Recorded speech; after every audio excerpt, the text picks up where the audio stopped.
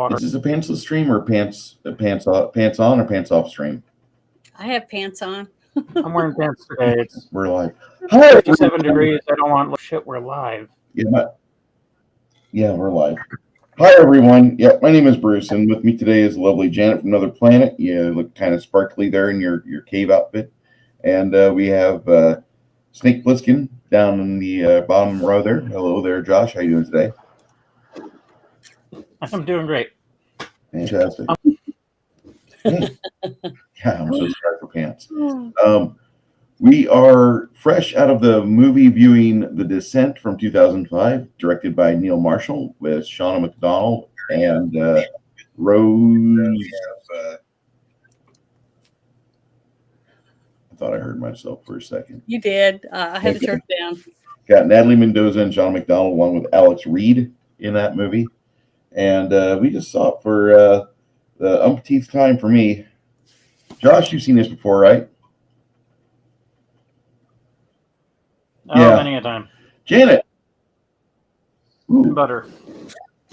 Janet, you are a usual viewer of new movies, aren't you? Mm-hmm. This movie is new to you. Well, no, this movie, I'd seen it before. It's just been since it came out.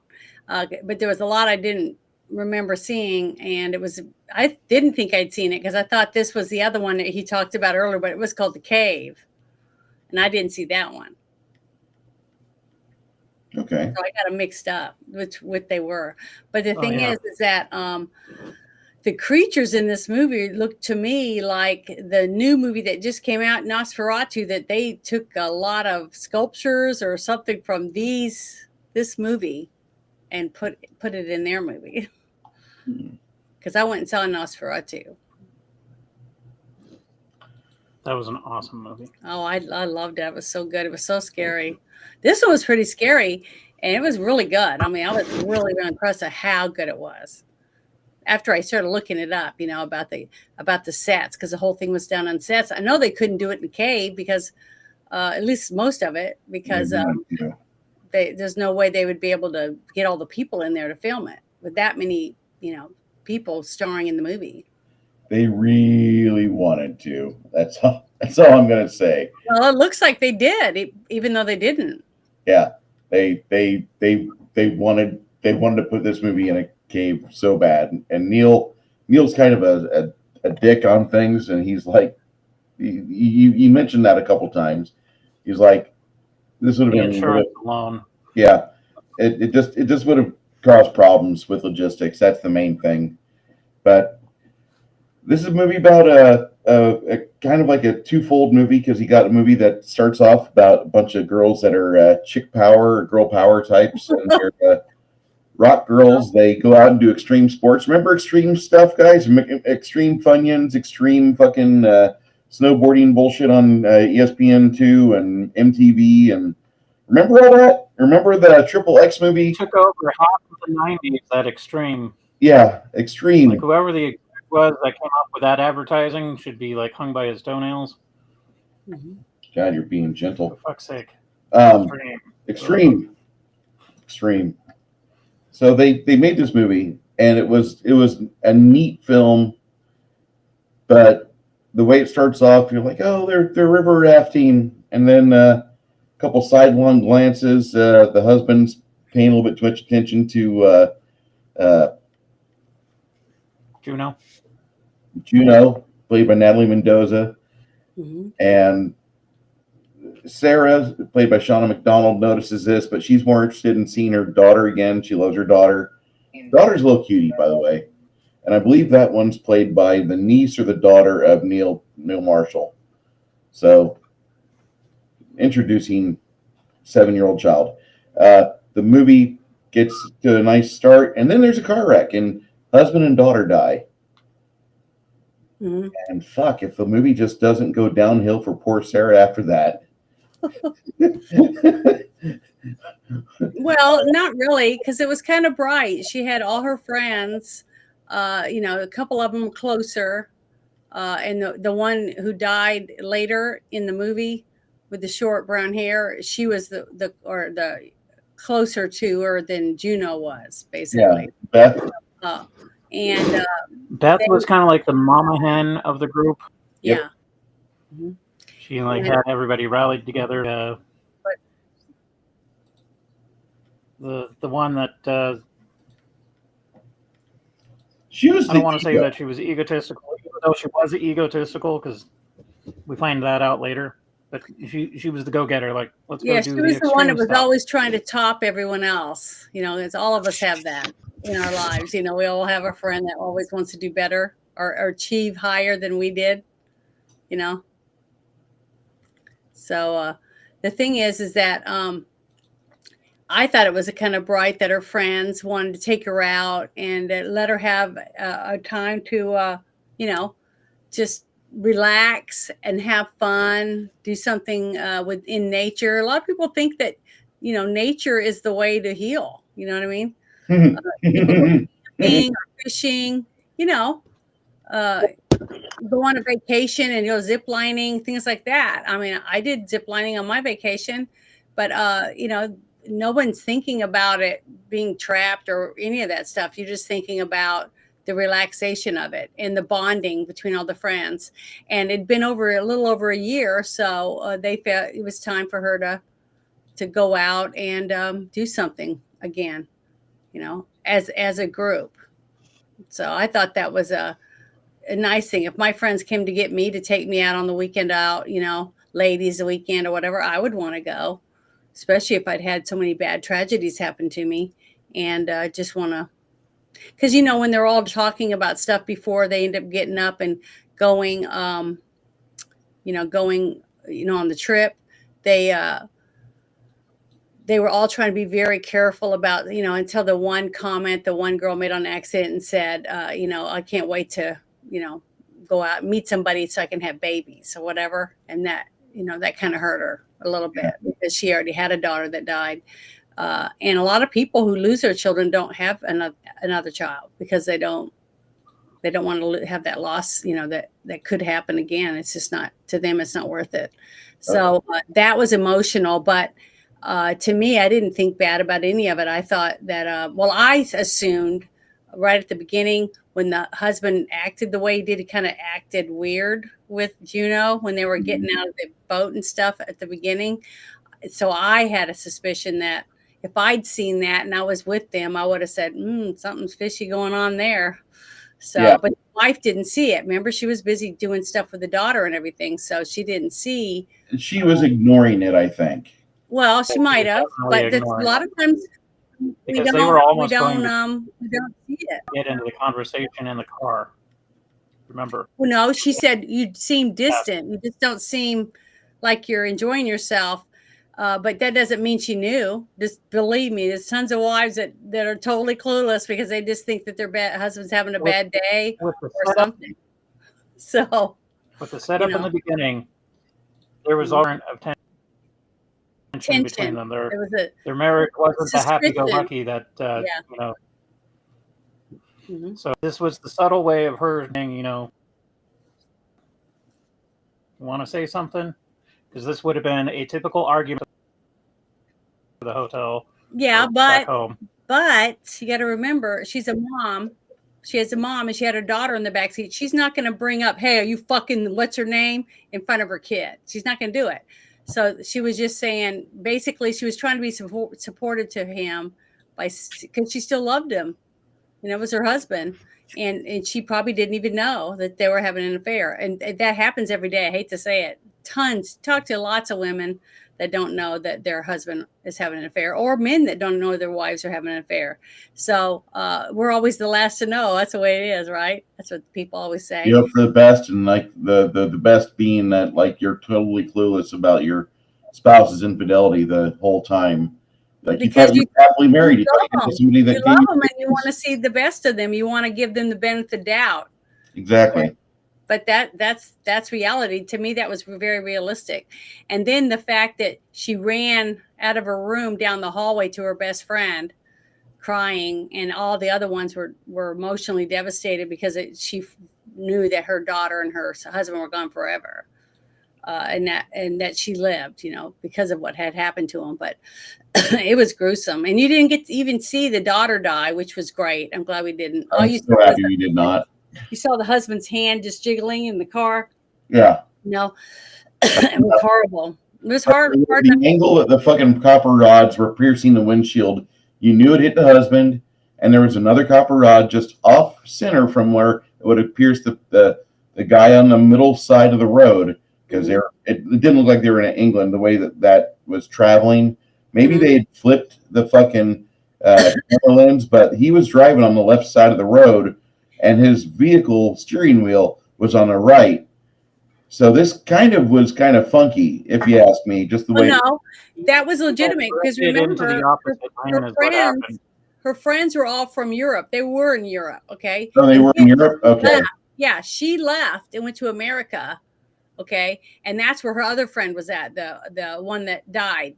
That's right. Okay, and that's why I told you they zoomed in on the license plate to let you know they're now in North Carolina, and all her friends are coming. That's right. They had European plates to start. Take her out. So see, that's what I'm saying. It was supposed to be a fun event. Look at the picture they took together on the front of the cabin before they went out, because they were trying to start a new life.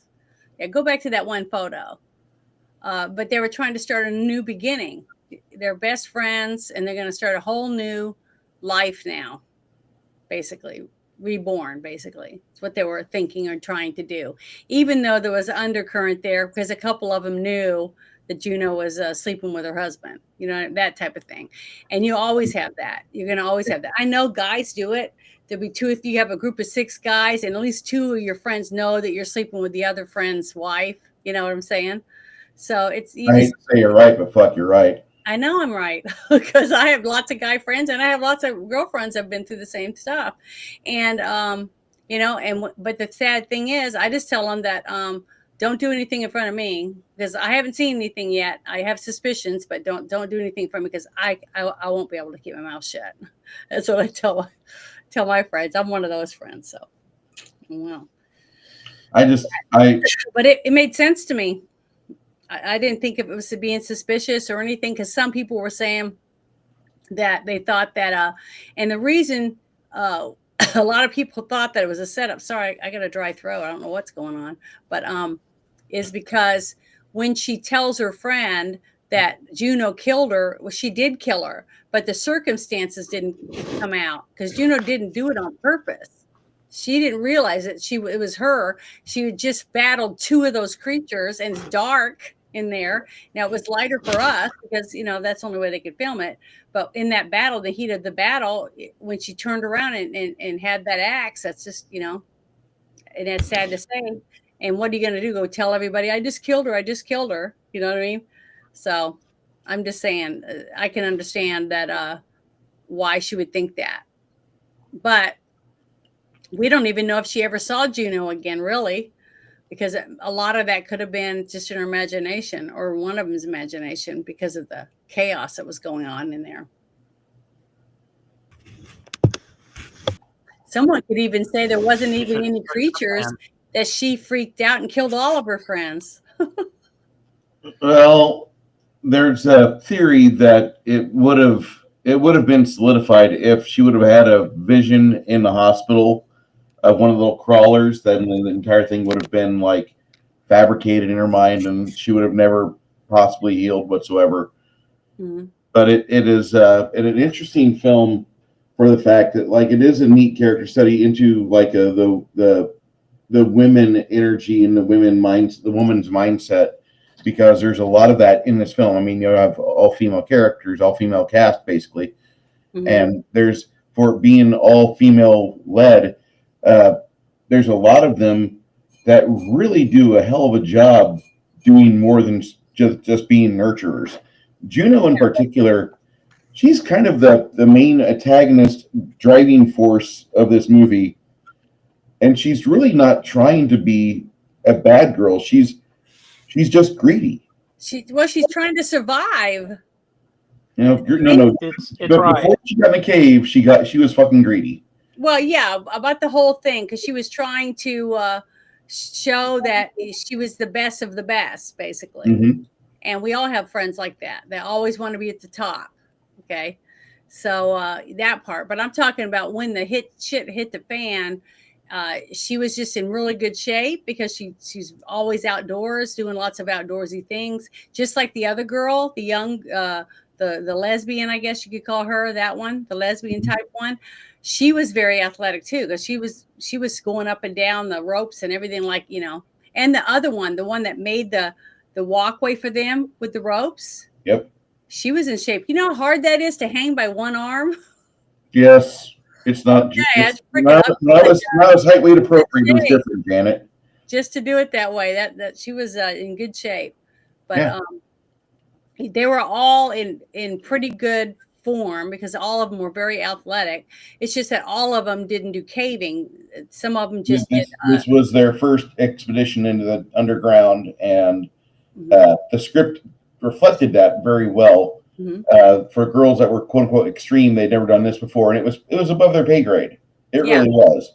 That was pretty evident for the fact that if they would have known about how unstable limestone caverns are, they shouldn't have gone down there. Nope. For those of you who don't know, caving is one of the most dangerous vocations or hobbies to be involved with. So many people die a year that are not supposed to be where they're at. And main proponent of that is the fact that a lot of limestone caverns don't have other minerals to help support the surfaces and structures of these caverns. So any disturbance within them will rattle them apart and they collapse. You're welcome. There's a tip from Bruce. Yeah. Don't go caving. Well, I would never do that anyways. The big caves aren't so bad, but those little ones, I couldn't have done it. I wouldn't even have been able to go down that first hole they went in.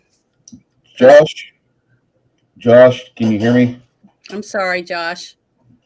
Josh, you got stepped on a little bit. You all right, bro? You bud? Oh, yeah. I was just saying that there's plenty of stories online to prevent you from spelunking. There's a lot of in there, and they drown or they get slowly crushed. It's a cool hobby, but you got to be safe and you got to be smart about it. And I would disagree. For fuck's sake, don't go in when there's troglodytes because they'll eat your ass. The main proponent as to why they did not go in an actual cave and film this is for all the risks involved with caving. But if you've got 70, 90 people in there moving stuff around, shuffling knights, moving cords, just a lot of things could go wrong. And cave in. Yep. And I mean, where I grew up in Illinois, there's a little town called Elkhart not far away from it. And there's a whole set of murals in the Elkhart because in the 1920s they had a cave in at the coal mine, and that was the night that Santa Claus died.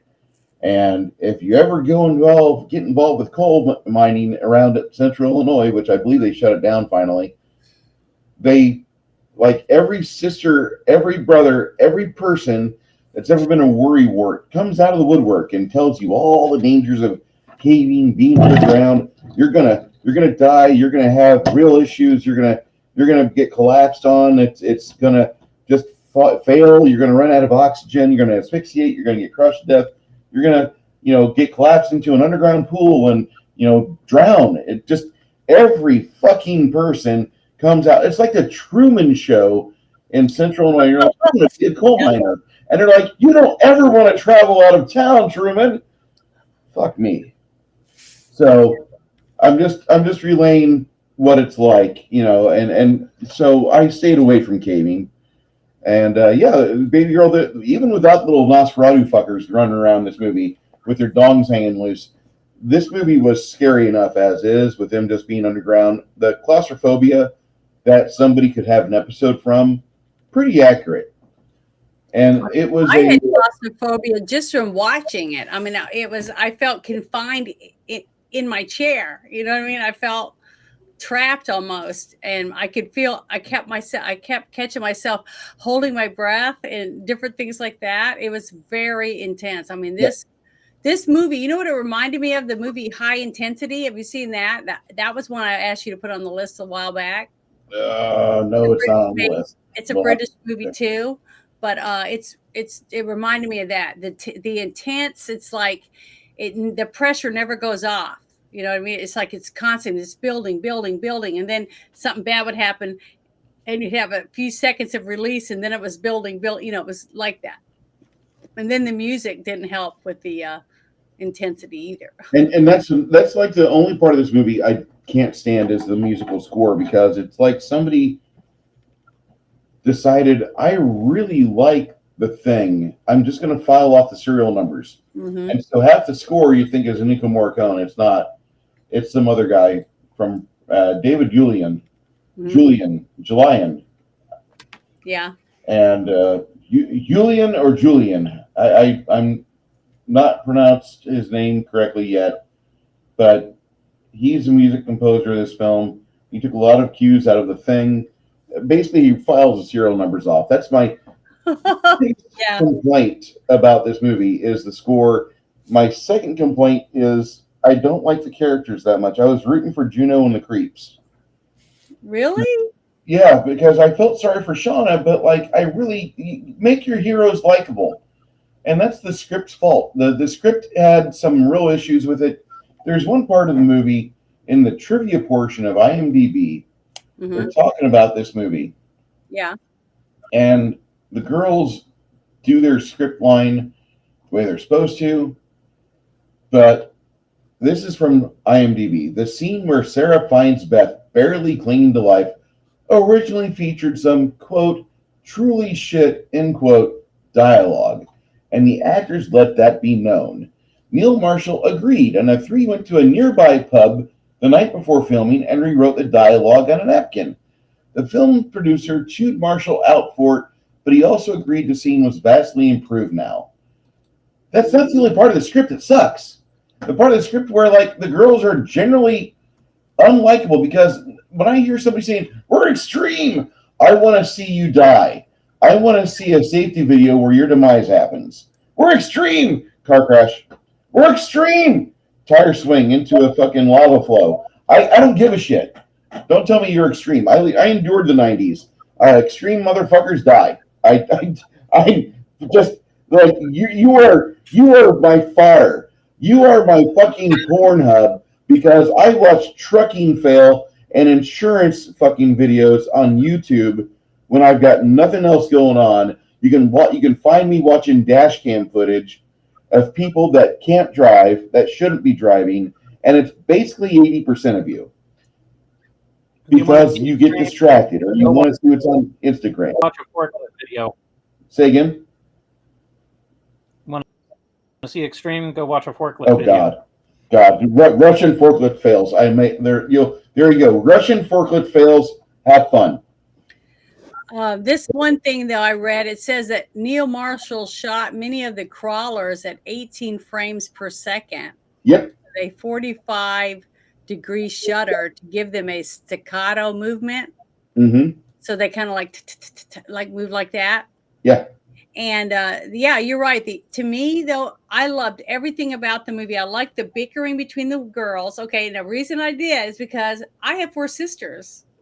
You don't have a day go by where you don't have somebody in this group of pecking order bickering to the other one, or to 2 of them or 3 of them. See what I mean? So the constant bickering to me was real. When you have lots of girls, that's what you have, because they're all trying to push their point of view, into the others. And the higher ups, and then you have 1 or 2 that are very passive and quiet, but the rest of them are like clashing, because they're either trying to protect one of the others, or they're standing up for themselves because one of the others was stepping on them or something. There's always something going on, because I grew up that way. But the music did take me. I was doing real good until the dun dun dun dun dun dun started building up, and I was like, "That's from The Thing." So that took me out of the movie, because the music was like almost identical. I mean, it sounded like they took the music from The Thing and put it in some of the scenes, and that took me out of those scenes. It, pulled me away from it and made me realize, oh, it's a movie. You know what I mean? Yeah, the set design that wasn't that wasn't good for this movie. But yeah, I like the set design, even though it's not filmed in a real cave, and we discussed why it's not. It looks very authentic. It looks like somebody actually went down and had a few days or nights or weeks of, situational awareness was probably at its peak, and he, afterwards came out and had a nice pint or two of stout liquor, and drank himself stupid because, like, I can't believe I tried killing myself that way, and that's just like, seriously, the best part of this film is how it's shot, I think. And I really like, you kept remarking about how you liked all the mist and how you liked all the dust coming down. It was phenomenal, I thought. There's parts of certain caves where you'll have precipitation like that because you've got an underground creek, or you'll have a flowing trickle of water coming down the side of a rock wall, and that happens quite a bit underground. And it's something that a lot of people would say, well, that's just sensational. That's Neil Marshall getting his cinematographer Sam McCurdy to put some more movie magic on it, and just make this movie just more palatable for the normies. No, actually, this movie's almost authentic with the underground construction. Now, you'll have some cavers out there that'll be like, oh, that's bullshit, I never see that. Well, yeah, you don't also go down in a cavern with like 17 to 30 lights set up to give you illumination. You've got 4 lights because there's 4 people, and all of them are mounted on your fucking skull caps, and that's about it. Good luck. You don't have if you had illumination, you could see everything. Go ahead, Janet. Candles they had.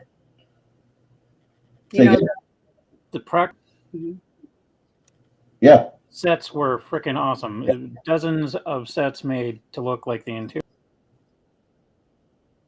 of a cave, and from the very little actual caves, it looked pretty damn believable. It didn't suspend your disbelief if you were immersed in the moment with the claustrophobia and the darkness. Scenes where, like, okay, overhead light, you got to show the person coming out of the darkness, otherwise it's just going to be a black screen. Yeah, I don't want to see a black screen. That was a little nitpickable. And then they start using glow sticks and whatnot, and it gets really moody with that. It was extremely well done. 60s, like earlier I said, your 60s caves where it was just spray foam and then spray paint. No, this was like meticulous detail. Yeah, they did kick ass. It was awesome. I mean, it was very kick ass. Even the special effects, like when that one young girl falls and breaks her leg. When they ripped her pants open, I just went, holy shit, that looked so real. I have seen someone who broke their leg, and the bone, they fell off a ladder, and the bone was actually sticking out like that. And it looked, I mean, that's how bad it looked. I've been around leg breaks myself, and like, there's nothing more irritating than having an uncoordinated partner when you're carrying a litter or stretcher over a ditch, and you've got a 220-pound female with a busted fucking leg and hip and bones protruding out, and she's complaining about the fact you're too rough getting her up and down, and you're just trying to get it to the ambulance so Bobby can drive his fucking ambulance off, and you're there for the next 3 minutes. You're enduring Crashimus Rex as she's sitting on the litter like some empress out of Rome. Come on, I'm in pain. Stop it. Get up. No, I'm bleeding. Everybody stop it. It's like, we're doing our best for you. I'm sorry. We've already given you a tourniquet. We're going to apply more medical professionals to you once we get you out of this ditch. We're not the one that crashed your fucking car, you fat sow. I don't fucking have any. I'm not apologetic about this, and I don't care, but I really don't like people. And my experiences in Illinois have peppered me to where my seasoning towards life and being around people is just at a limited amount at best. But and so if we hang out together, we do streams together, I like you. I just be aware, I appreciate you. And part of that is that I've never had to carry you across a fucking ditch in a fucking litter or stretcher, because that's the worst fucking thing that you could make somebody do. Just, if that ever happens, just be nice to the guy holding on to you, because my friend Tom he got bored of this fat sow, and he dropped half the fucking stretcher, and so she jarred. Eventually, she dropped the lawsuit, but I had a friend that he didn't really like being in coordination with me because I was too short, and so he decided he'd try to drop the litter. Then started complaining, well, Bruce is too short, and whatever. We got her in the ambulance. That's all that really happened. But the entire fucking 10 minutes I was there, I wish I would have just like slept through the fire alarm. I don't care. I don't care. I don't care. Let her. You shouldn't get into a wreck over near Latham, honey. There's no services here. It's all volunteer. I want to sleep. So anyway, Well, I wanted to. Will look really which good. actress was Nora Jane No One? That's Holly. Okay. Well, that actress, they said that they from one of the little, I guess, yeah, that one. Okay. It said here. It says You busted her leg. Yeah. Okay. It says there was an exact replica made of Nora Jane No One. And after the movie was finished, she got to keep the head of the doll, and she put it in her mother's freezer once as a joke. So, yeah, she's the one that played the little lesbian girl. I maybe bi. I don't know. Yeah, bi, or she was just a tomboy or whatever. It's just that she was very tomboyish, because I was tomboyish, and my mom did ask me once if I liked boys. I said yes. It did pain me to see her run. They're in an unfamiliar cave system. They're freaking out, and she runs, and I'm screaming in the back of my skull. Don't do that. Why the fuck would you do that? Don't do that. That's all I can think about. I thought it was what was the plan? And stay together. But they were all panicking. When people panic, what happened? If they hadn't panicked, they run. Awesome. People run. But one of the other things I read, it says the production of the film was fast-tracked so that they could be released before the themed movie, The Cave, because it was an American-made movie. But unfortunately, it opened in the same week as the 2005 London bombings. That took over the news. Which really hurt the money coming in for this movie. Well, wasn't this movie originally released in the UK and then to American audiences, which the Americans snapped it up, the Brits not so much. Well, the British were, turmoil that was going on over there in England. I mean, if you guys wouldn't import so many people from the sand countries, it would be fine. But oops, did I say that aloud? This was yet another. Hey, a rival studio is making a similar movie. Let's try to push it, but due to unfortunate circumstances, it kind of got lumped in at the same time. So now the movie going experience is like, oh shit, we got The Cave and we got The Descent. Mm-hmm. It was like Wyatt Earp and Tombstone. Like, I love both of those movies. Tombstone more than Wyatt Earp, but Wyatt Earp was a little bit more realistic. Mm-hmm. Yeah, but man, Tombstone was 10 times better, I thought. I love Tombstone. What was it, volcanoes on its peak, that sort of thing. Yeah, this other thing I found, I thought it was pretty interesting. It says that the appearance of the creatures was kept secret from the cast members until the first scene in which they encountered them. It says when the cast when they were finally filming the scene, they were grouped, encountered the crawlers. The actors were generally really, really scared of them and screamed the building down, running off sets, and then laughing about it. So a lot of it was their real reaction to the actual creatures when they were confronted with them on the movie. So that was really, really, really good. I just thought it was good. Yeah. I had a house full of girls.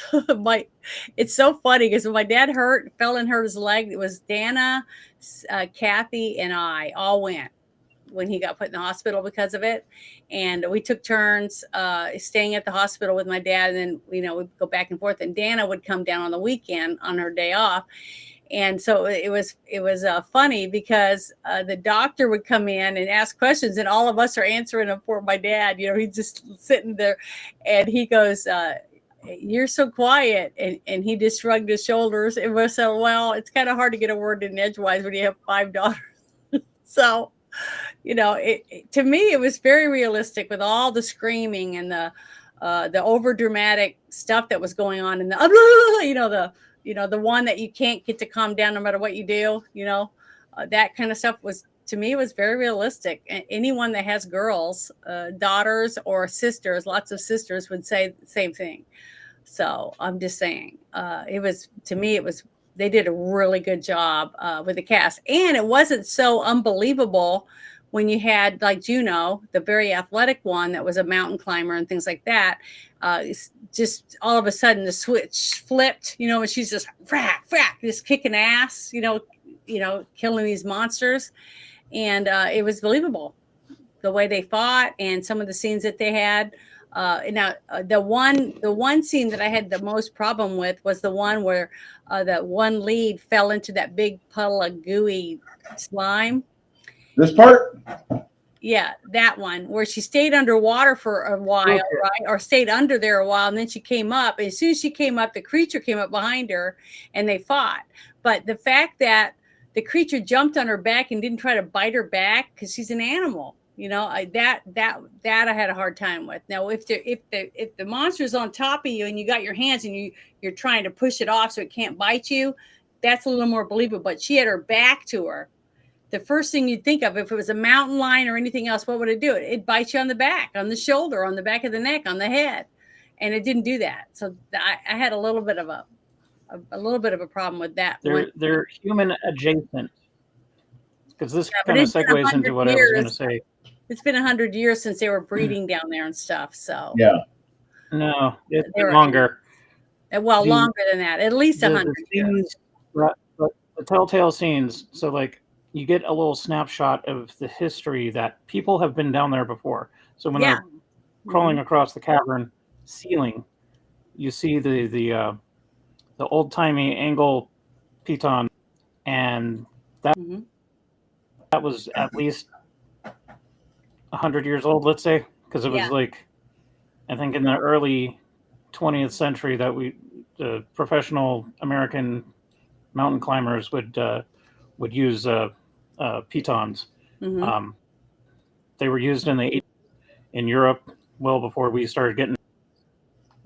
But let's say some sort of surveyor had to go down there 100 some odd years ago. So it's sitting there, and you're looking at this old chunk of metal sitting in the crack there. And the one gal goes and uses it, and it holds up until the last gal gets across, and then it breaks. So it's been there forever. There was the hat that they found, the old timey hat, the lantern, or it was maybe a percolator pot. I couldn't quite tell. No, it was it was filled with fuel. It was a little container of fuel, because she poured it on that she found that body with the other old axe, mountain axe, tied to the leg, like they'd hurt their leg, and she cut that off, and then she took the rags that she got off and put it on the top, and then poured that oil from that container she found. And we're probably like turn of the century at the latest. It was old stuff. Yeah, it was really old stuff. And then you go in, and then you see the cave paintings, and the cave paintings could be, thousands of years old. So then you start thinking, okay, maybe these critters are actually like cavemen that just evolved. And that evolved down there, because we find it all the time. They're still finding. They went in an offshoot more feral than actual humans. Because they're still finding critters from creatures now, in caves that have never been seen. Because we're adventuring deeper and deeper into caves. So that all that's possible. But the way they did this, the way they set it up, and the way that they filmed the angles and stuff of the cave and the creatures and stuff. I mean, and then all the bones from one section to another, different bones and different ages. Maybe that's why they had some of the white ones, because they were newer. Because some of them were older, and you could see horns, different types of skulls, and other claw-like things, and pieces of bone that were broken off, and things like that. Just piles of them here and there, because they've been eaten down there for a very long time, as you could tell. So it had been a long time. They did a really good job at trying to show that they've been evolving down there, because there was lots and lots of them, and some of them were women. The one that attacked that one girl had breasts and stuff, and then the baby or the small child one that was crawling around eating off of some of the corpses and stuff. It was gruesome. I don't recommend anyone see this if they can't handle a lot of blood, gore, vomit, goo, ooze, broken bones. I mean, there's a lot of yucky stuff in this movie. People getting gnawed on. Yeah, Like, I really like when I it. watched it. For the same reason ahead. you guys are cautioning people, that's like one of the movies, one of the reasons why I would recommend this movie to people. Like, if you want to look at practical effects done right, if you want to see gore done right, if you want to watch a movie that has really good dramatic scenes that are executed well, the fight choreography is about spot on, because they're not trying to portray themselves as kung fu experts. These are 6 girls that are athletic. They're not boxers. They're not MMA professionals. They're not like that. You have one that can scrap like a motherfucker, and the other 5 are lucky to be where they're at. Shauna, she levels up in the movie. You see her go from a beaten, broken, severed human being that's trying to build herself to where she can stand and move on her own emotionally. Mm-hmm. And by the end of the film, even though she's going to require fucking trauma counseling if she makes it out, because the movie ends on this kind of vague note, she makes it out. What'll happen is that she'll be okay she could be able to fight again. But at the start of the film, she's not a fighter. Mm-hmm. She's wounded. She's emotionally broken. Like Shelley Duvall, Mrs. Torrance, kind of a mousy, broken person, and then by the end of the movie, she's gone full Martin Sheen Apocalypse Now. Yeah. Character arc reversal, basically. And I love that, because it's one of the few movies, it's one of the very few girl power movies I've ever seen where I didn't turn it off because it's like, God, it's just fucking girl power. This movie It's sucks. just overpowering sometimes, but this was realistic. This was very realistic. This is very organic. Now, the personality of 5 of the characters, I don't really give a shit about. Like I said, I root for Juno. Natalie Mendoza made me fall in lust over her because of this movie. And since 2006, I've fapped about her. She's hot. She's worthy. She's a very attractive actress. She took good care of herself in this movie. She does appear in the sequel. There is a sequel, and she does make an appearance in that movie. She stays in good shape. She's really into, or back then when this was made, she was really into fitness. I haven't followed her since. I don't believe in stalking actresses. I believe in enjoy the time for what it is. I learned long ago, don't try to follow up on somebody that you had a crush on or had a relationship with like 10, 15 years ago, because things change. And, I changed too. I'm not the same little 170-pound guy I was in, shortly after the military. I've kind of blimped up since then. And other people did the same thing. The scales go up. They rarely go down. So don't ever go back. Don't ever go back to spilt milk. Well, unless it's Demi Moore. Well, with the exception of Demi Moore. Okay. Sophie Marceau. She's gotten older, but she doesn't age as quickly as the Sophie Marceau. I would still go with Sophia Loren.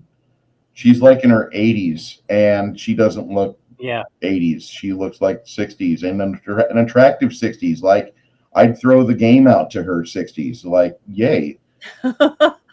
Well, the Shauna McDonald, that actress, not attractive. It says it that was in there, says she was slightly claustrophobic herself, so when she found it easy to be scared shitless in panicky in the underground scenes that they did in the movie. So she's actually a really good actress. Mm-hmm. I like that about this movie. They really made it real to the actresses. They got good set designers, and Sam McCurdy photographed this movie so well. His cinematography for the film is 10 out of 10. If there's no other reason to see this movie, if you want to see how to film a movie underground, watch this movie, take good notes. I've not seen The Cave yet. I saw Pitch Black. This I movie, haven't seen the cave. I haven't seen the cave yet. I like this movie better than I like Pitch Black, and I think Pitch Black was the impetus for this. Mhm. Between that and the fact that we discovered the coelacanth, I can't remember if that came out first or if the descent came out first, but the fact that we discovered the coelacanth and the entire scientific community went apeshit nuts because this prehistoric dinosaur fish was found in the ocean. And then finally, fucking scientists got onto the fact that, like, oh my God, maybe there are places that we haven't explored and there might be things that are still alive from way back when. But they're finding them now in the jungles, in caves, in the ocean. They've pulled up creatures and what The they thought that mainstream were scientific community wants to keep things boring and able to be homogenized and reported on NPR to where there's no excitement. And you could have Sam Donaldson with his dead eyes look at the camera and tell you that science has discovered a new species of animal. We will have a film at 11. Thank you so much.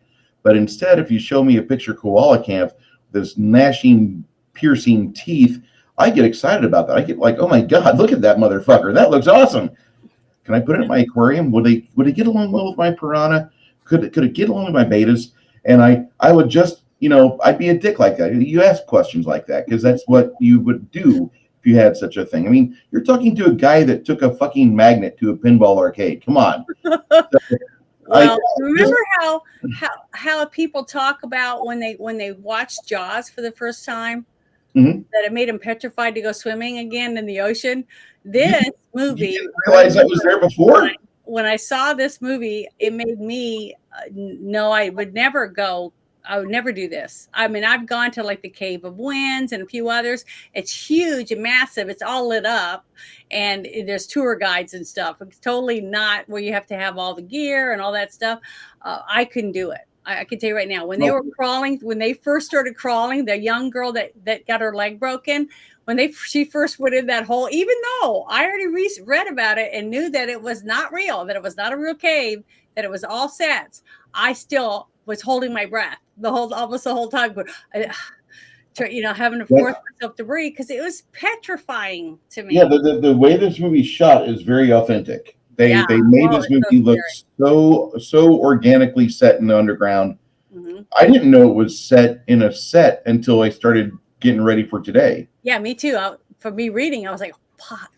Yeah. It was when I freaking awesome. These people did a great job. In the theater. And saw the troglodytes, I immediately thought of the legend of the Moon-Eyed People. Yep. And if you're not hip to the cryptid scene, in the Appalachian area, there were these little dwarf people, white-skinned, had bad vision in daylight, but had really good vision in night. Thus the name Moon-Eyed People. Mm-hmm. And Turkey kicked them out. Europeans started hearing about it by word of mouth. And so it kind of popped in my head like, oh, this could have been like the idea of the cryptids in Appalachia, the Moon-Eyed People. It's plausible. The difference between the cave and this, the cave, there was some sort of parasite that was making animals and peers. This is just an offshoot of humanity that devolved into a more troglodyte type of thing. Yeah, because a lot of people have a hard time believing in parasites doing that. Mm-hmm. This was the superior film out of the two, in my opinion, even though the other one had bigger headlining stars. Cole Hauser's in that one. And like Lena and Cole Hauser, yeah. But this was like realistic to a degree, like believable. It wasn't something that it's like, oh, it's an action movie with. Yeah, but it didn't seem like woke being crammed down your throat, did it? With flawed people doing like normal things, but because of bad decisions things got out of whack, and then there's some cannibalistic humanoid Underground running doors. around. There's kids. Our distant cousins are now living in caves. But yeah, this it says here that The director. hillbilly chuds of wherever it was supposed to be. Oh my God, this is Chud the prequel. Oh, hey, hi, Shells. Nice to see you. This is my brother Daryl. This is my other brother Daryl. We're gonna eat you.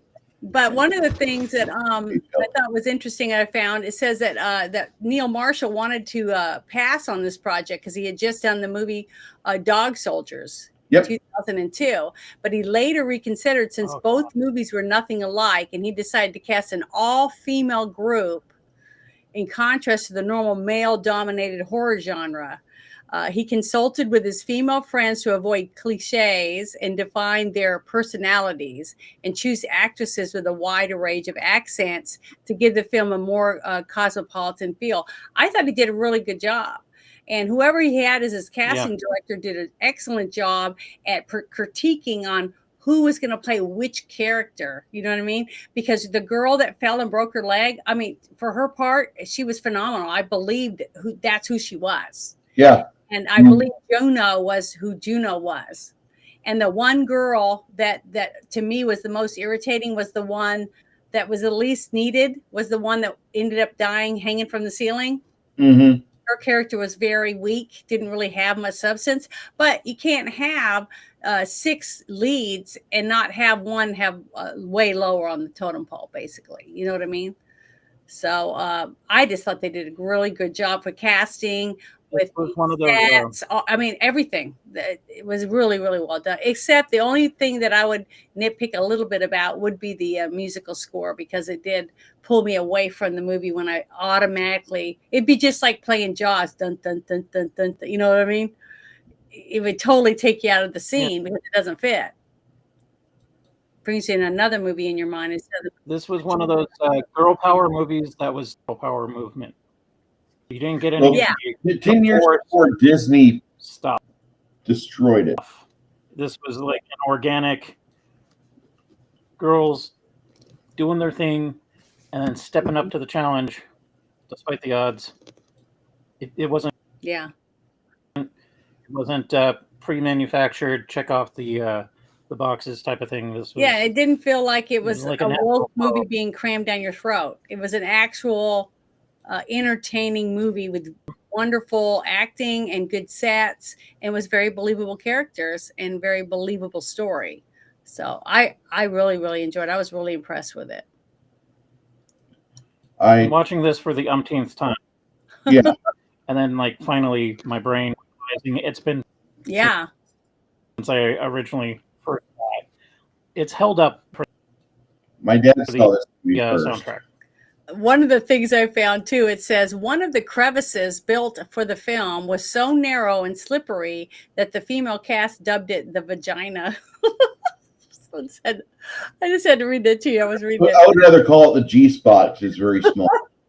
Well, I just thought that was hilarious. Look at that smells on that guy.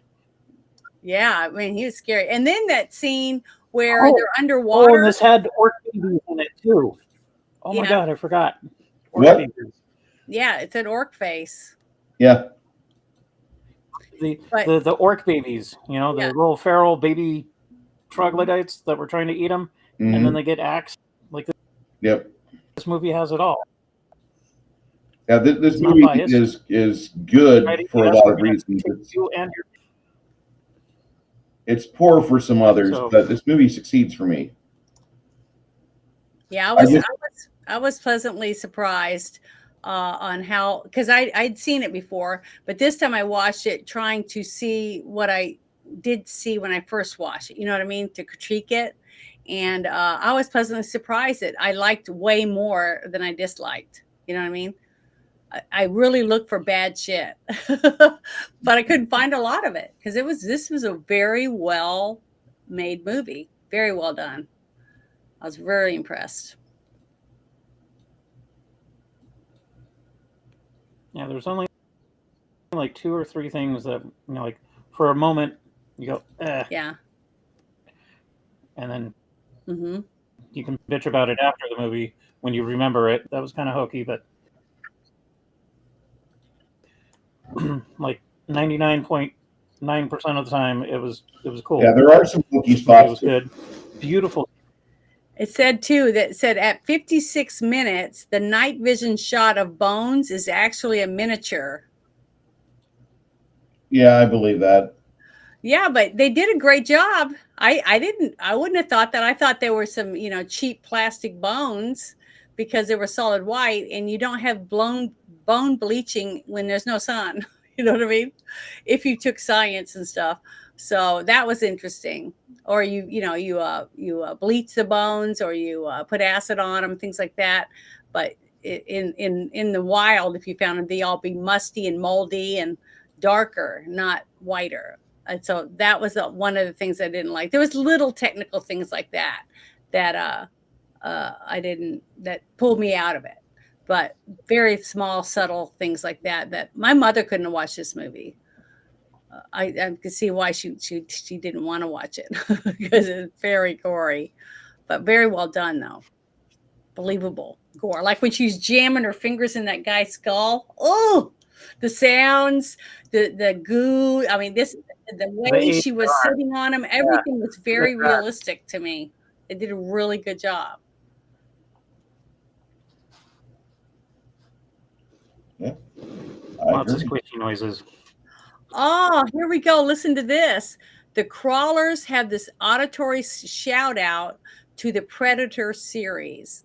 They similar to the clicks dolphins make and are very early tip off that they use echolocation.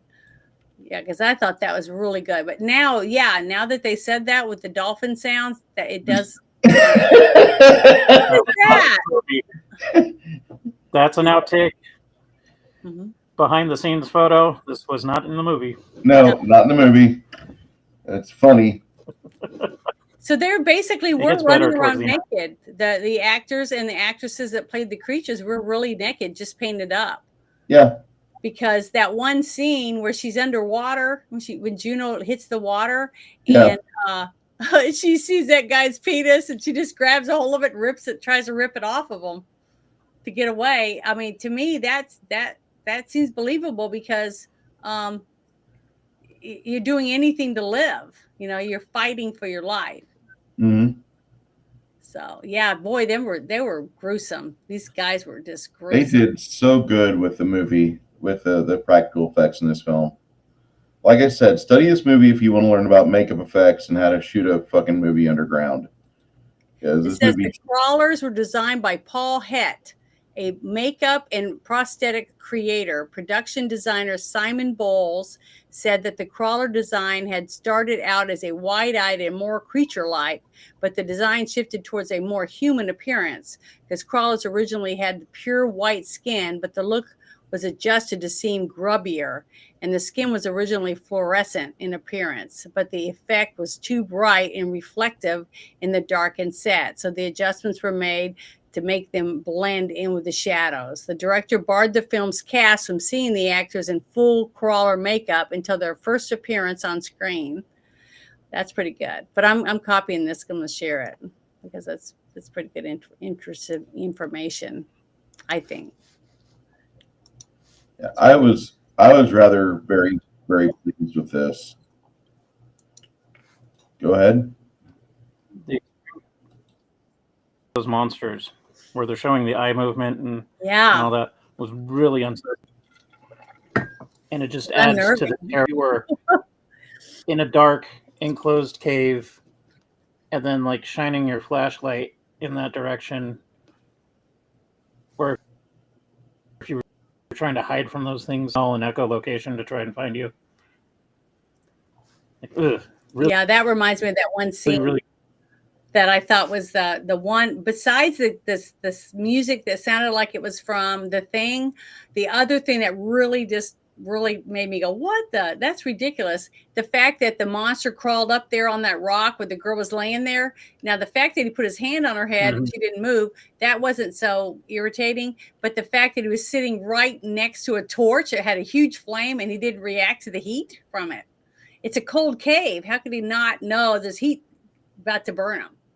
You know, and he'd have to think it was interesting because if he doesn't have any fire and they eat their food raw, he would notice the heat. You know what I mean. So that Now, the part where he had his hand on her head, I thought that was kind of funky. Like, why doesn't this thing recognize that? yeah, but the fact that he didn't even notice Everything else would feel like cold rock underneath his fucking hand. Mm-hmm. She's got warm head. She's got hair, and he hasn't. She hasn't started bleeding all over the place yet. If I remember right, she had been covered with blood, but it really wasn't hers. Mm-hmm. Am I wrong? Mm-mm. That's what I'm saying. That scene was that whole scene, the scene in the sludge, and then the creature coming out from behind her, and then that creature jumping on top of her, and then not reacting to the giant flames in front of him, even though he's blind, he'd have to be able to feel the heat. So that kind of took me out of the scene. So that to me was the worst scene in the movie, the most unbelievable scene. Yeah. Shell, if you want to watch a movie, I'm going to give this movie I'm going to give it an 80% out of 100, despite the problem with the fact that I don't like 5 of the 6 actresses.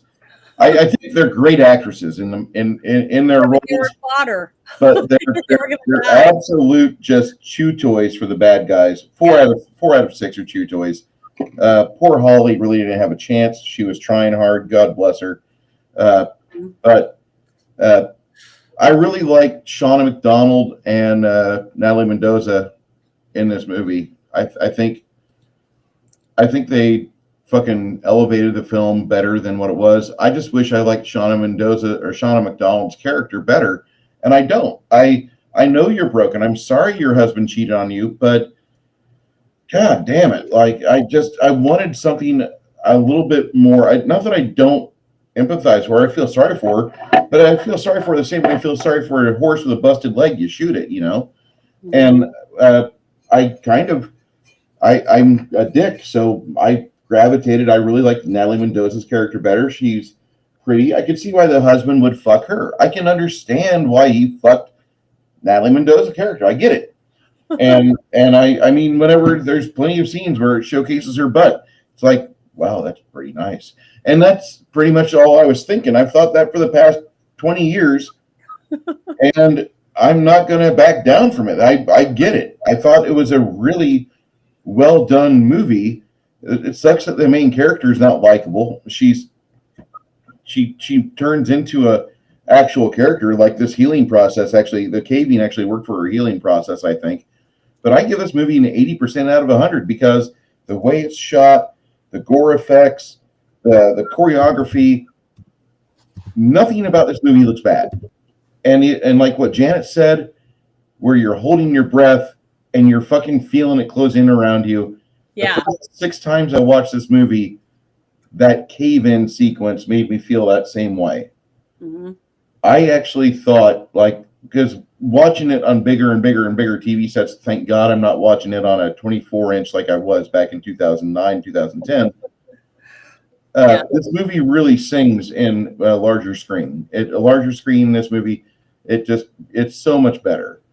And you don't watch this movie on your phone, watch it on a real TV, and you'll get the stereo surround, crank up your fucking 7.1 Dolby stereo, and just enjoy the ADR because there is so much snapping and tearing and chewing and just all the little sound effects that the crawlers make, and they're just ripping off bits of skin and muscle and tearing through the terry cloth outfits these girls are wearing just to get to the tasty bits underneath. I'm hungry. Fuck, I'm hungry. This is such a good movie. 80%. Yeah, well, I just wanted to let you guys know this. It says the park where the women were supposedly meeting, Chattahooga National Park, doesn't exist. Nope. The name reference was from the Chattahooga River, which is a real river, and it was where the movie Deliverance was filmed. So I wanted to say that because earlier, remember, you had said it looked like it could be where they filmed Deliverance, and you're right. It's supposed to be a callback for that. the outdoor scenes for that. But then this other part I found says filmmakers originally planned for the cast to be both male and female, but Neil Marshall's business partner realized that horror films rarely have all female casts. Defying convention, Marshall cast all women, and to avoid making them like cliche or whatever, he solicited basic advice from his friends. I remember I told you about that earlier. So he tried to make sure that it was as realistic as possible. Just like I said, I have 4 sisters, and the bickering and squabbling that was going on was realistic to me, because there's no way that you could go a day in our house without somebody having a squabble between 2 of the girls in the henpeck order. You know what I'm saying? So to me, that was very believable.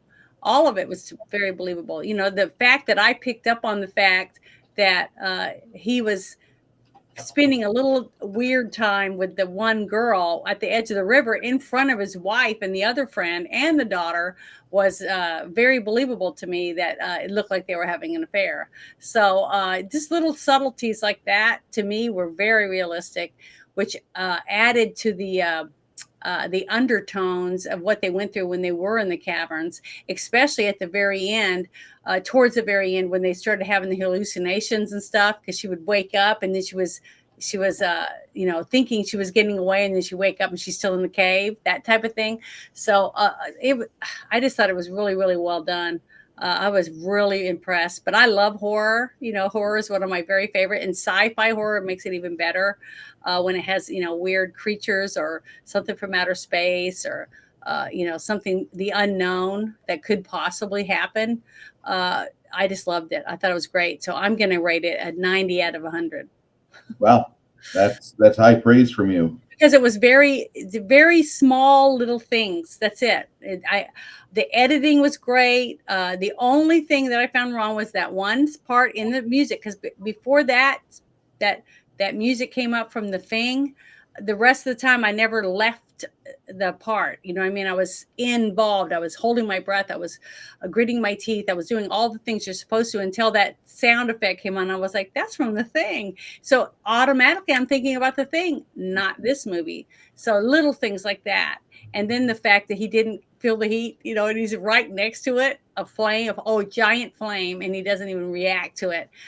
Just little things like that is the only thing that took me out of this movie. But the director, his view of how he filmed, the directions the angles he used, the excellent quality of the special effect makeup, and everything was just top notch. I mean, it was so good. I don't even know what the budget was for this, but they used every single cent towards what they were supposed to, for the sets, for the costumes, for the hair. I mean, everything. They put it all into this movie, and you can tell whatever it was that they had. They, like that scene right there, that was very realistic. The barbs coming in and stabbing the dad and into the daughter in the back seat. It was very realistic.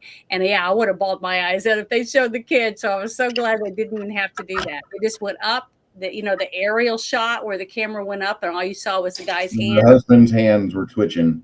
That's it. So you knew he was even just death throes, and she had to live with that. She had to live with the fact that that's the last thing she saw of her husband and daughter. That's very traumatic. And as a mom, I was very traumatized by that. So I felt a welcoming when the friends all said, we're going to go on this trip. I thought it was wonderful. I thought it was a really sweet thing, and that her friends really loved her a lot, to go through all that, to travel all the way to America to do this with her. I thought that was, to me, it was wonderful. But the fact that now she relived another horrible thing, and all of her friends are dead now. Every single one of them died in the cave. And family too. If she lived. See, that's what I'm saying. So at the end, you don't know if she gets out after that, because she's still alive, that we think, because she's having another daydream of seeing her daughter in front of her. But at that last daydream that you see her having, she has a smile on her face. She's no longer afraid. You know what I mean? She's past that. She's past all the trauma. Mm-hmm. So, I thought it was spoiler alert. She makes it out. There is a second movie. You look at the cast list, you get an idea of who comes back. It's a welcoming. It's an enjoyable sequel. It's not as good as the first, but does it wrap up everything and give it to where it actually could conceivably be the last film in the series? Yes, and I think to date they've not made a third movie in the Descent series, have they? I haven't seen the second one, Yeah. so I didn't know there was another one. I started showing So you. the second one was okay. Yeah, you showed me the very beginning of it. I showed you the very beginning of it just so you understood. Like she gets out because canonically it has to happen for the second movie to be a thing. I really like this movie. And Joshua, what are your thoughts, sir? What's your rating? Oh, chat, put your rating. If you've seen this movie before, put it in the fucking chat. Chell, I know you don't want to see it because it's gory. I think you should see it, hon. I think you should see it with your husband, and that way you have somebody to grab onto in the middle of the movie because it'll make you fucking scream. There are parts of the movie that are so well done. It's so well shot. I would love it for you to be able to watch a movie and actually feel genuine fear. This movie does it. It does it right. It is gory though. It is. There's a lot of gore in it, but you can tell when it's about to happen. You can just close your eyes because it doesn't just happen. It's tastefully done. It's not like Trauma or other. Yeah, it's not like Friday the 13th studios where they just throw buckets. Yes, there's I think it's buckets of blood. I think it's quote unquote tasteful.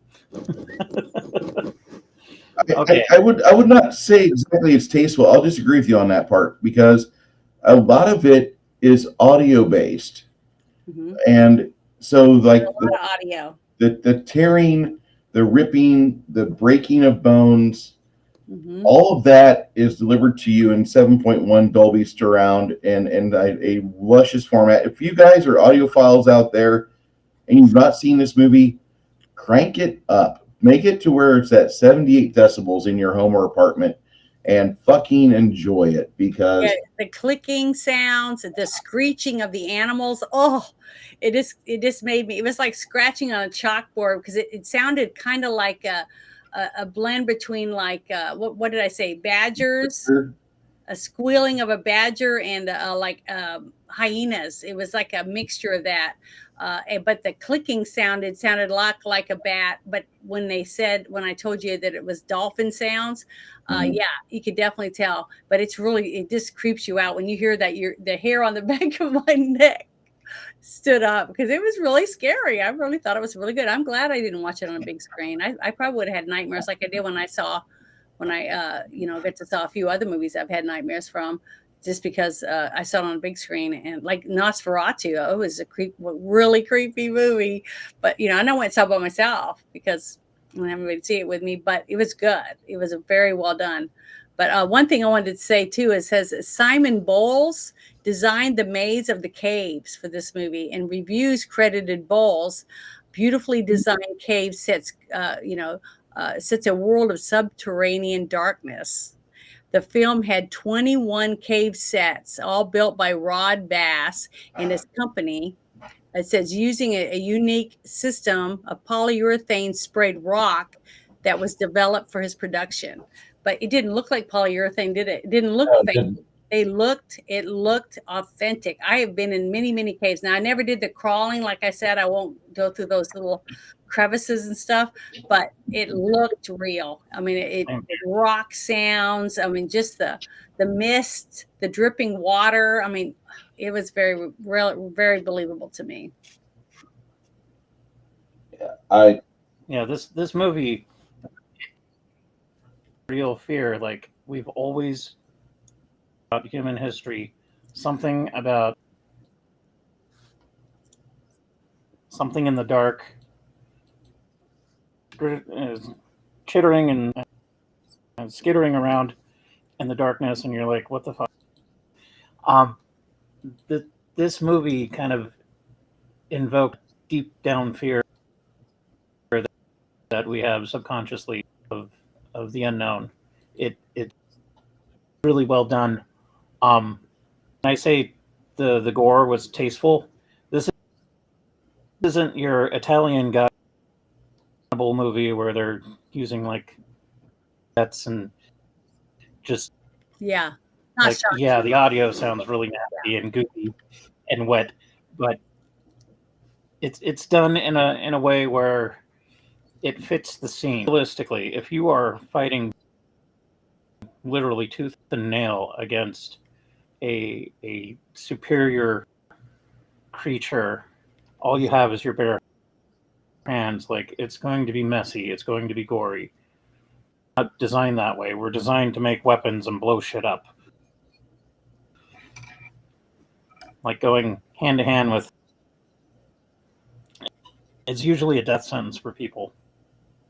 Added fire and spears and took it to the extreme. I'm going to give this movie, when I first saw it, which would have been like 70 out of 100. It was good. It was different, and it was better than The Cave. Although The Cave was okay. It's not the greatest. It was okay.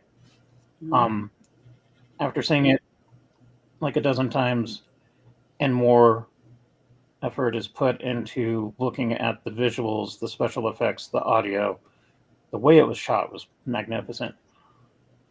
I'm going to say 80% out of 100. It was a really good watch. I liked it then. Now for Chell, you like the suspense horror? You know, it'd be like Silence of the Lambs, Psycho. I would even say Dark Song. Mm-hmm.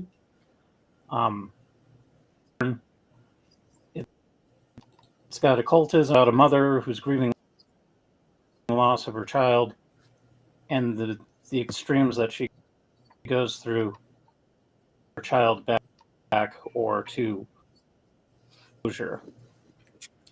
That one might be for you if you can handle this. Well, the thing really is, good at the very end, when you see her, as the camera slowly panning back, you know, because it's zoomed in on her, and then it slowly opens a little more, and you see the daughter smiling at her mother. It almost made me cry because it was like she's realizing she's never going to get out of the cave, that she's going to die. So why not get to die with my daughter? You know, that kind of feeling. So it's kind of emotional. It was for me watching that scene because it was very sad. But the fact that she was getting to die, knowing she was not going to get out, to get to die with her daughter was, you know, a little bit of an uplift, considering how horrible the rest of the movie was with the treacherous stuff that was happening to all her friends one by one. It was closure. You know? She So was. that was She had reached that point of acceptance. She went through all the levels of grief, Mm-hmm. and then, bam, there's her daughter, and it's like, okay, we're going home. Yep. That's basically how it ended. So even if they hadn't made a second one, the ending to me was closure for the people who watched it, just went through that journey of a roller coaster, watching all the people and what they went through. So I thought it was a good ending for the movie. That's why I would never even thought that they made another one. It was a realistic ending, I think, considering you had these creatures that were living underground for 100 years, basically evolving under there and creating a whole new race of, you know, humans or human-like creatures. Just like I was saying earlier, because you were finding all kinds of neat lizards and snakes and other birds and stuff in jungles still that we never even knew existed. And then we're also finding animals in the ocean from fishermen's nets and stuff that we thought were extinct, and they aren't. So it's amazing how vast our world is. It's so huge that we can have so many things that are evolving still from this day in a cave somewhere. That some insect or whatever got trapped in an area in this cave, and it evolved, and now it's hundreds of generations later, it's a whole new species, you know, that we've never seen. So I just think I just thought it was very well done. And you could tell the director and the people that helped to make this movie did a lot of research to make sure that they got the most authentic point of view of this script that they could get. And that shows dedication. And that means that this would be definitely a set, and this director and these people that I would love to work with if I ever got a chance, because man, they know what they're doing. But Janet, Janet, what about the month of July? It's the greatest month in American history. You have the 4th of July, and then the middle of July, we have Shark Week. Now, wouldn't you like to talk about the movie The Meg in the middle of July? You want to Yeah, do that sounds good. I like the Meg. That's that? good. We'll talk about that Jason Statham classic. Yes. Yeah, I've got to meet Jason Statham a few times, so yeah, I wouldn't mind. But you have met Jason Statham. You know he likes bacon, do you? He did card tricks for us. He's really good. He's really the poor son of a bitch. The guy he got fit for one movie, and now he can't go past a camera without having to starve himself and load up on cauliflower and protein powder. What a poor existence. Well, I'm proud of him.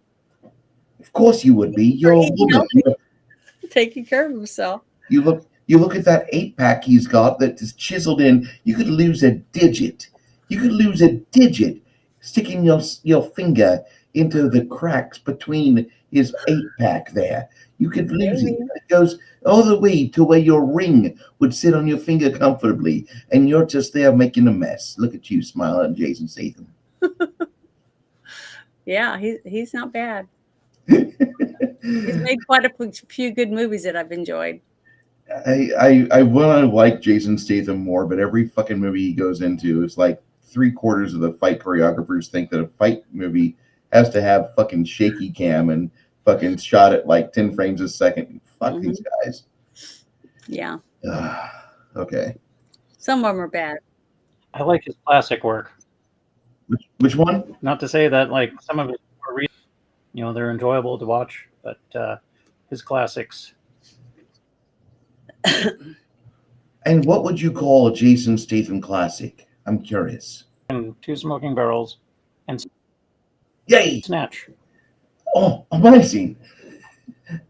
We agree. His 2 best films. So next week I have a special guest coming. We will be hosting this Janet, a girl and some guys in a movie. Will be hosting Bear the Gen X GM for the viewing of Buckaroo Banzai, the absolute pinnacle of movie making, according to Bear the Gen X GM.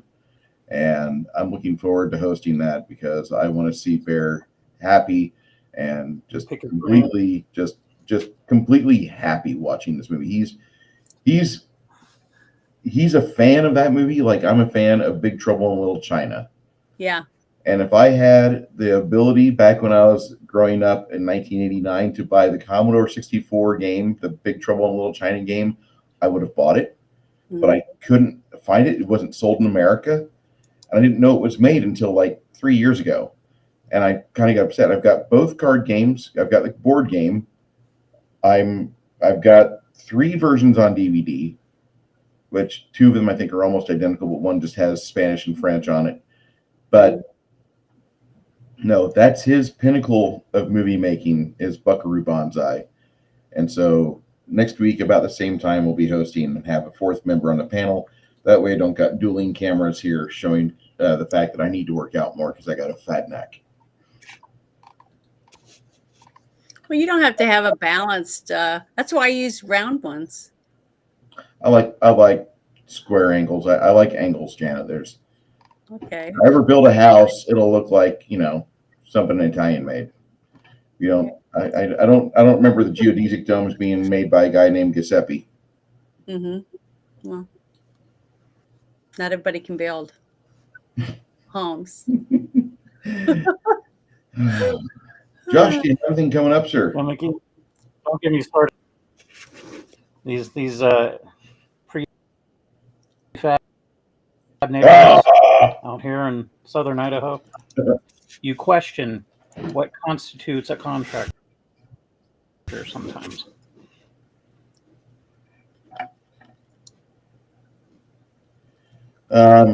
Part of me wants to start singing that song with redone lyrics. The song would be God Bless the Terrier from Best in Show, but God Bless the Contractor, sung in the same miserable key as they sang Eugene Levy, God bless him.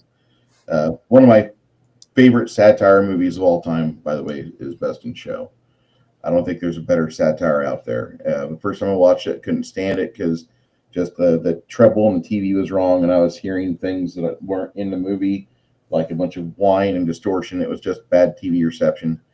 And the second time I watched it on DVD.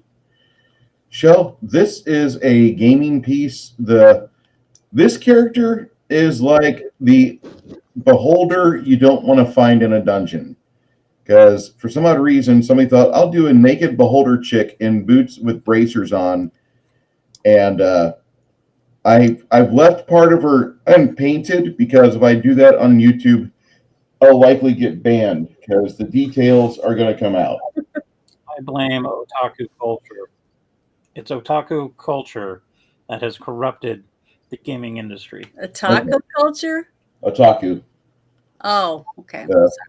The infestation of white people going to Japan and claiming everything Japan does is great, even though Japan can't make a battleship that turns into a coral reef later. It's just, like Japan does everything right. Well, if they did, they would have figured it out. Well, technically they can, but it takes.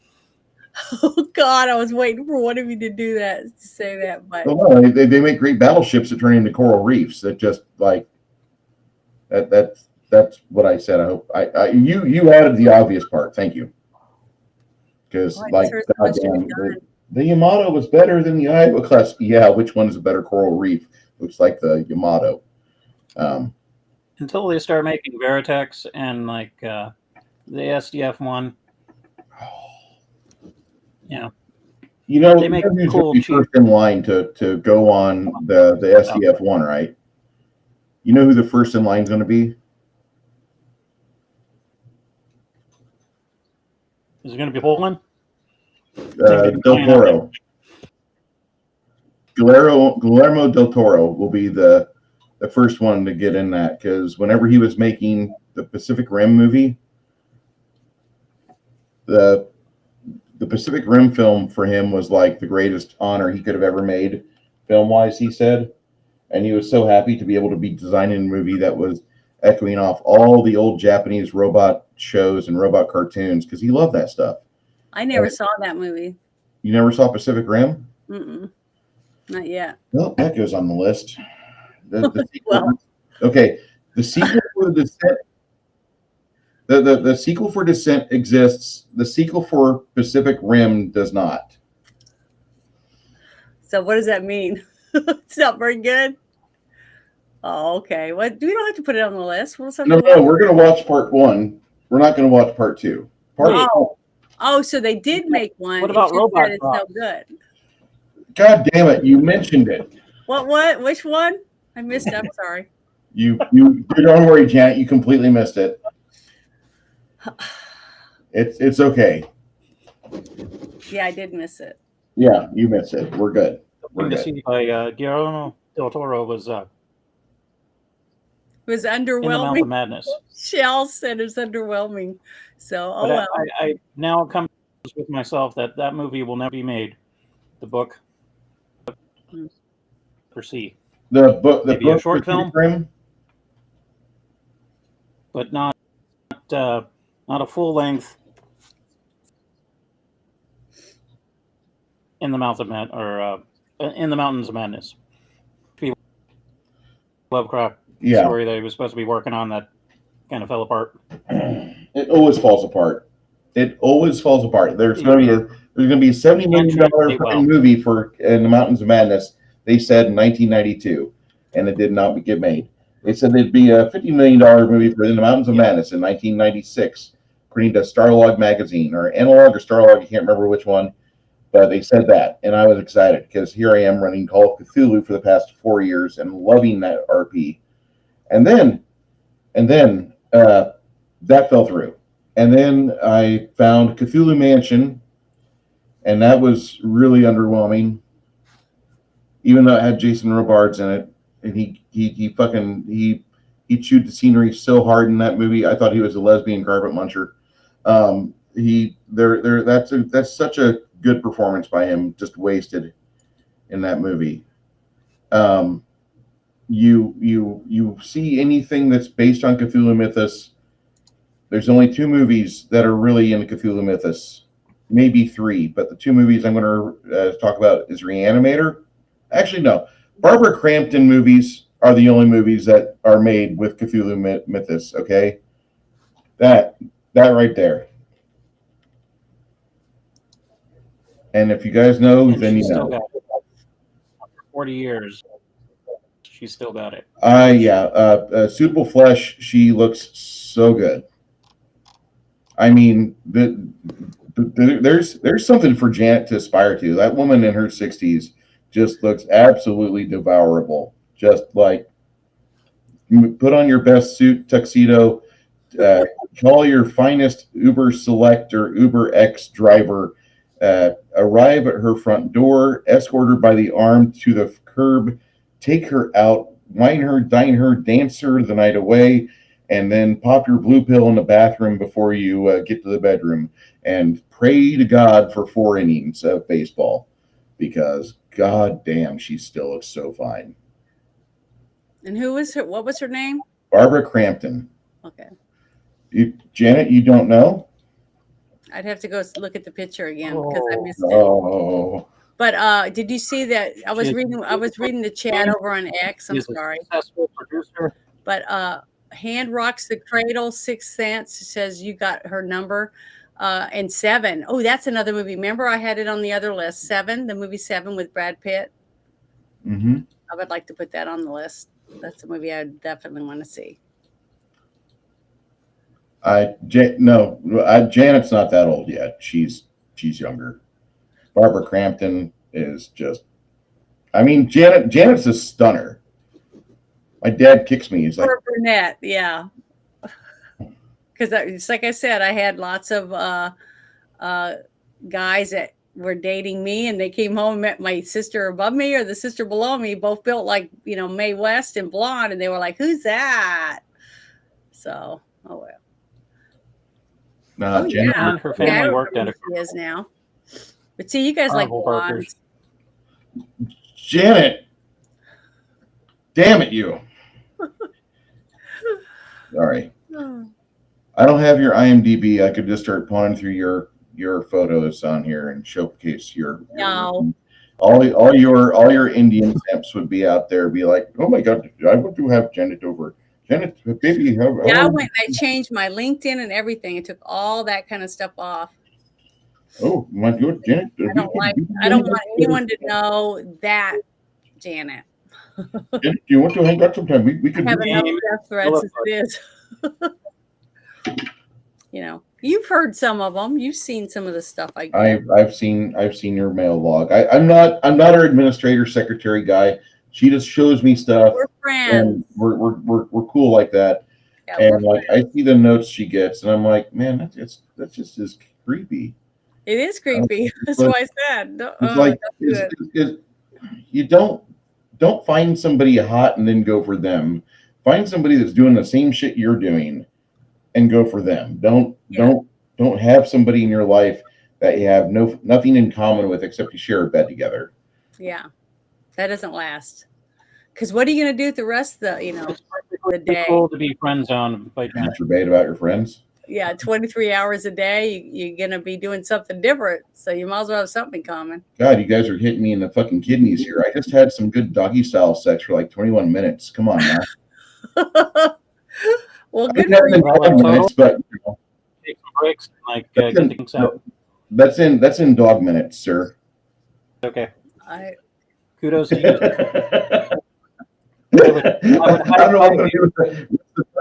I made Pop-Tarts. I boiled an egg. We haven't done Fallen yet, have we? No, not yet. Yeah, we haven't done it.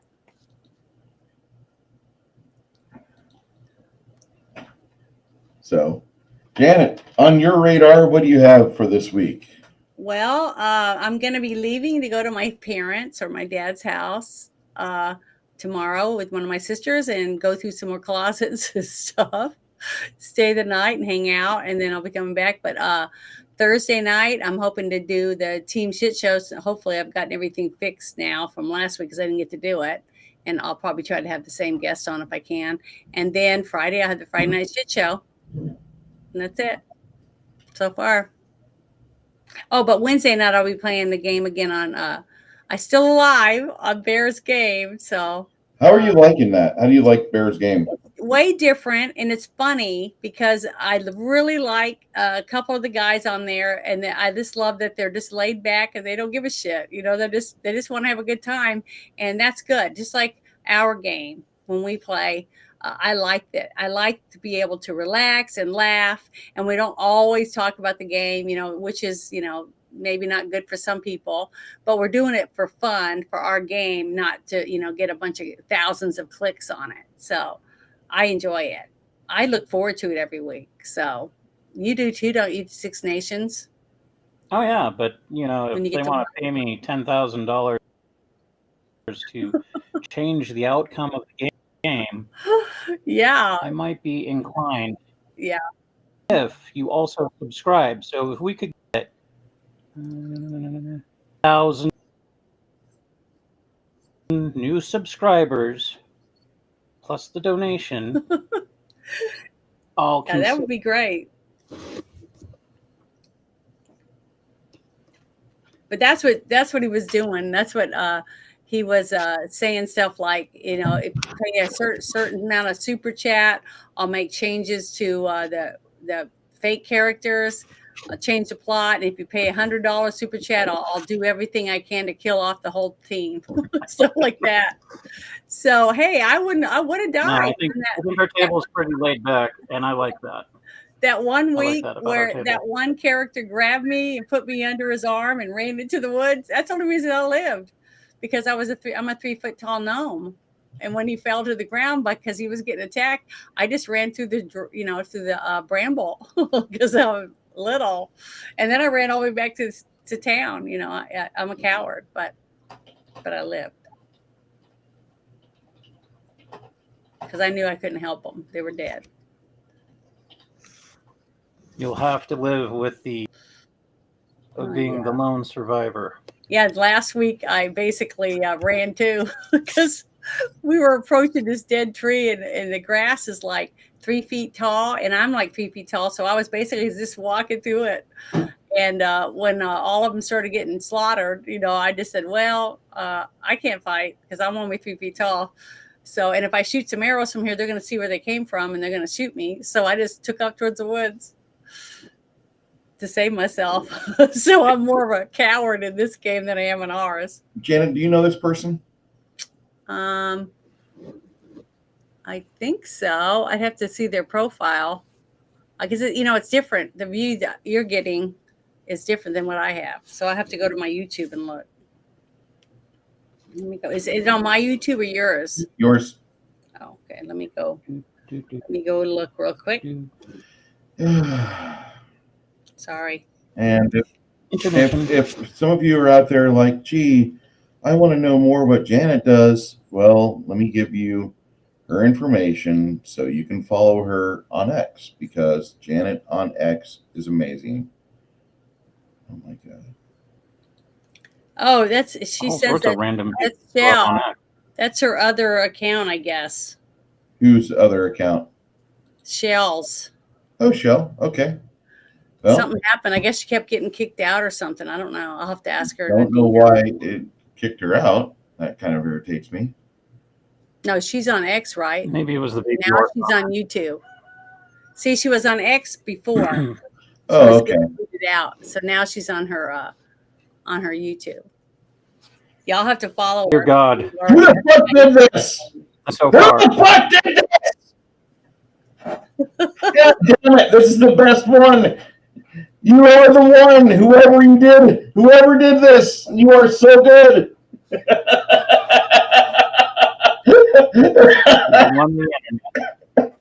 That Thank you, Shells. I appreciate it. And I've seen hundreds in the last 24 hours. That is by far the best one. Yeah. Yeah.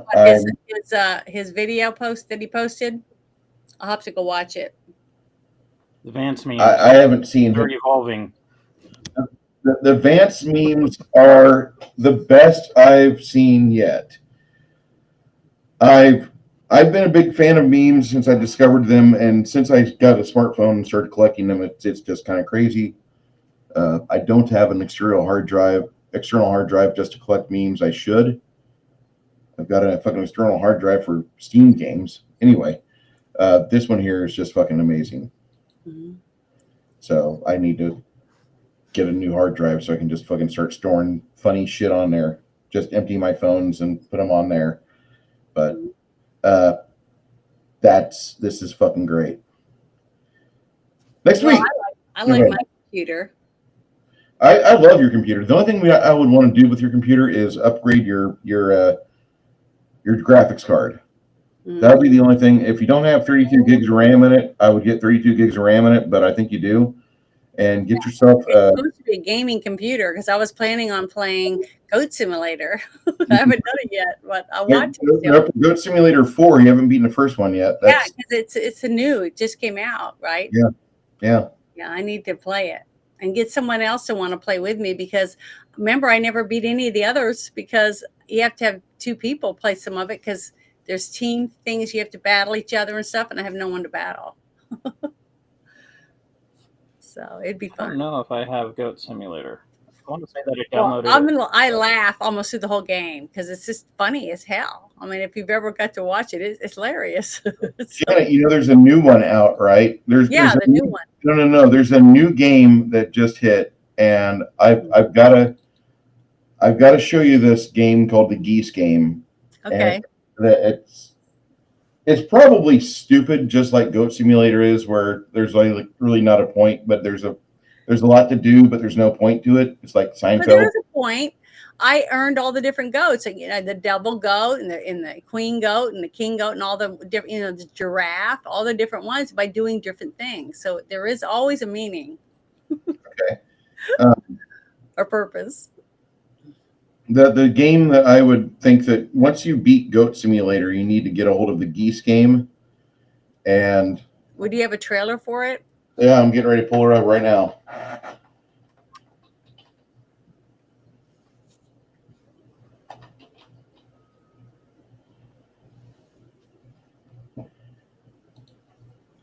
And the funny thing is that there's like I just in the search bar typed up turn on the Geese Game, and there's like 12 fucking Geese games out there. I'm like, what? They're not all titled the Geese Game. There's like Geese versus Cthulhu and just Geese versus whatever. What's the name of the one you're wanting to do? The Untitled Geese Game. Well, another game I wouldn't mind playing if someone wanted to play it with me would be Lego Batman. I really love that game. It's fun. It's a lot of fun. Okay. Oh my God! You gotta be kidding. Get them.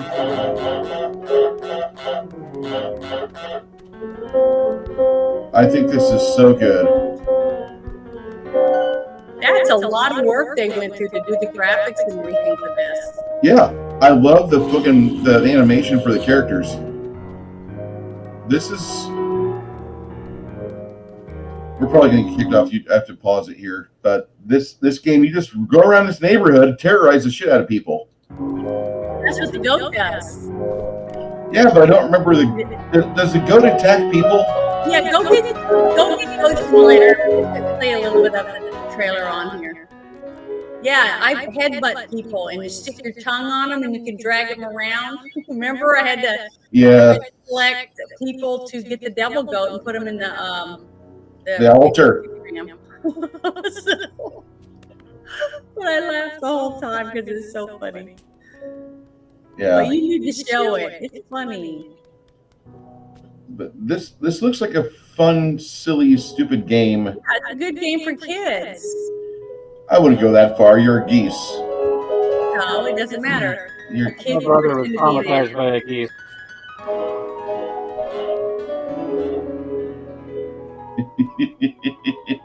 Uh-oh. Here comes the male goose. A little female and a male. Oh, Organized crime right there.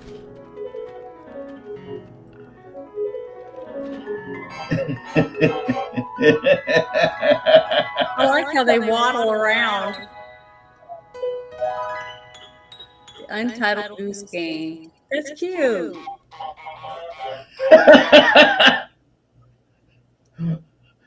See, you're laughing.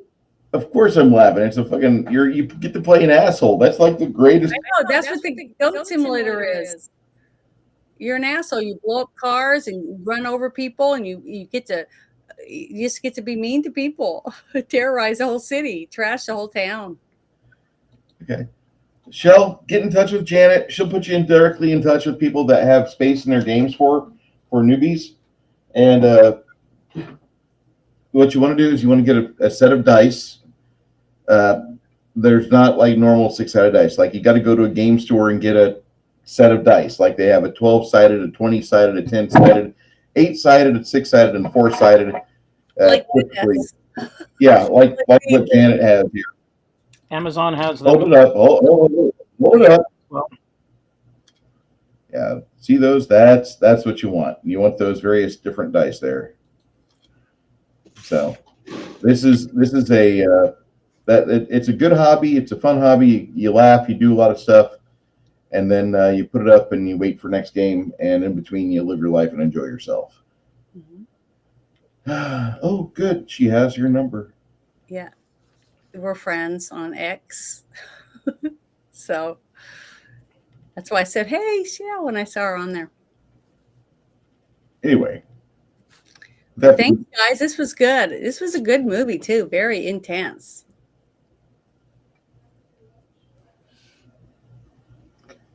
Jackie, thank you so much for being here today and being part of the moderation crew. I really appreciate you as a person being here, and I hope things are going well for you in that wonderful place where you do live. For all of the rest of you that I don't know, I want you to be well and I want you to be safe. And please don't make it into one of those funny safety videos or dash cam videos that I'm always watching, because I'm the asshole that laughs, and you don't want me laughing at you.